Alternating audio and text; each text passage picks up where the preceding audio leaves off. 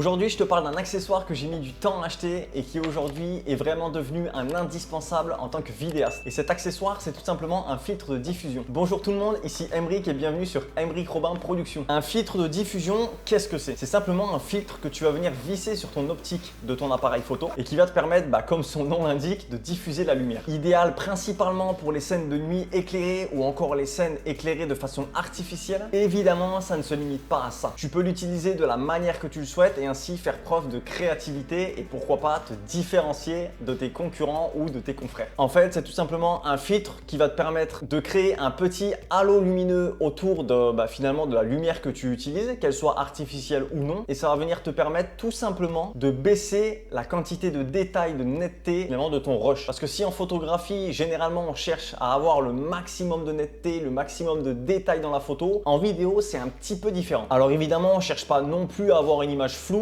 sinon on aurait simplement à faire la mise au point manuelle et à venir la régler mal finalement pour avoir une image floue. Mais c'est pas le but. Ce qu'on recherche, c'est donc juste de venir baisser légèrement les détails de l'image et de la rendre un peu plus soft. Parce que les objectifs de photographie aujourd'hui sont très nets et ont beaucoup de détails. Si tu prends un filtre de diffusion et que tu le mets devant tes yeux, en fait comme ça, tu vas te rendre compte qu'il a l'air légèrement opaque, légèrement flouté, et c'est ce qui va permettre de faire en sorte de créer ce fameux halo que je te parlais en début de vidéo. C'est aussi ce qui va te permettre de baisser la quantité de détails, de netteté dans ton image. C'est un filtre personnellement que j'ai mis beaucoup de temps à acheter étant donné que j'utilise DaVinci Resolve. J'utilisais l'effet lueur diffuse qui représentait un petit peu ça, mais j'ai voulu passer le cap parce que oui, des fois je me rends compte que je l'oublie sur certaines post-productions et c'est chiant de revenir dans le montage et tout, et j'avais envie finalement d'avoir un truc fixé sur ma caméra qui fait que je ne l'oublie pas. Et forcément un truc de meilleure qualité puisque le rendu d'un vrai filtre par rapport à l'effet lueur diffuse qu'on peut avoir sur DaVinci Resolve n'est pas vraiment pareil. J'ai pu le tester déjà sur des projets personnels, que ce soit dehors avec la lumière naturelle et même la lumière artificielle comme maintenant, et j'avoue que j'en suis quand même assez fan. J'en suis vraiment fan parce que ça permet finalement d'avoir une image un petit peu différente de ce qu'on peut avoir partout. Ça permet d'avoir un look un petit peu plus cinéma, sans pour autant faire des miracles parce que je sais pas vraiment s'il y a un look cinéma, mais en tout cas j'ai l'impression que ça donne l'impression qu'on s'en rapproche et ça j'aime beaucoup. Donc à savoir qu'il y a plusieurs marques de filtres de diffusion si tu souhaites t'en procurer un, comme KF Concept, Tiffen ou encore Neuer, Cinebloom, etc.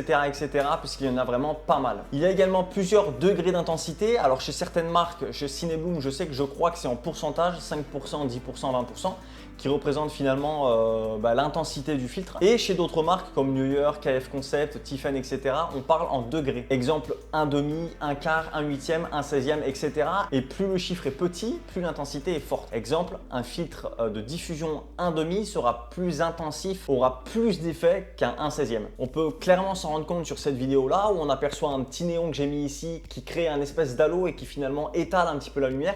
Et pareil ici, on s'aperçoit autour de la lampe qu'il y a un petit halo. Donc là, présentement, j'ai le filtre sur ma caméra. Je vais l'enlever pour qu'on puisse voir un petit peu qu'est-ce que ça change. Donc si j'enlève le filtre, hop, voilà. Vous voyez, on perd ce petit halo lumineux qu'il y a ici et ici. Et on se rend clairement plus compte au niveau de cette lampe-là que si je le remets, alors on va vite s'en rendre compte. Si je le mets passer devant, hop, voilà, on a un petit halo lumineux. Alors il est léger. Alors moi je l'ai pris en 1/4 et je vous conseille vraiment de le prendre en 1/4 parce que pour moi 1/2 l'effet est quand même trop exagéré et 1/8 je trouve ça un peu doux. Alors après ça va dépendre de vos goûts. Mais si on enlève, clairement j'ai l'impression qu'on a une image complètement différente. On peut s'apercevoir que si on me regarde, le niveau de détail est beaucoup plus élevé. Ça reste très joli bien sûr, mais pour un look cinéma, comme on souhaite vraiment baisser les détails, on se rend compte qu'avec le filtre c'est quand même différent. Là je vais le remettre dessus. Voilà, on se rend compte qu'au niveau de la netteté sur mon visage indirectement, ça n'a quand même rien à voir avec...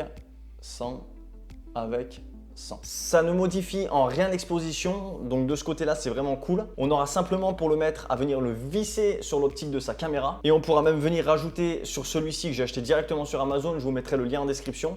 On a un pas de vis qui permet donc de le visser sur la caméra ici et on a aussi également un pas de vis qui permet de visser encore par exemple un filtre ND par-dessus ce filtre là. Et j'ai tout simplement à venir prendre mon filtre ND, je vais vous montrer directement. Hop, je prends mon filtre ND et pour pouvoir le mettre par-dessus mon filtre de diffusion, j'aurai tout simplement à venir le visser par-dessus comme ceci. Hop.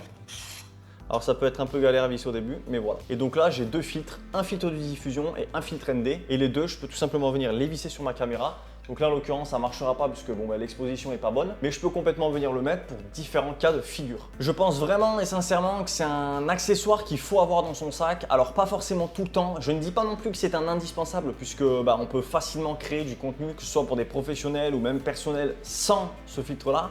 Mais si vous êtes un amateur d'images, de cinéma, etc. et que vous voulez vraiment approfondir votre qualité d'image, je vous conseille vraiment d'en acheter un. C'est tout pour cette vidéo. J'espère que ce petit tuto tips sur ce filtre de diffusion vous aura aidé. Si vous avez hésité à en acheter un, vous hésitez entre certaines marques, etc. N'hésitez pas à venir me parler sur Instagram. On pourra en parler, etc. Même si je ne connais pas toutes les marques, mais j'essaierai de vous aider. N'hésitez pas à vous abonner, à me lâcher un gros pouce bleu, ça fait toujours plaisir et ça me donne du courage pour continuer les vidéos. Nous, on se retrouve pour une prochaine vidéo. Ciao!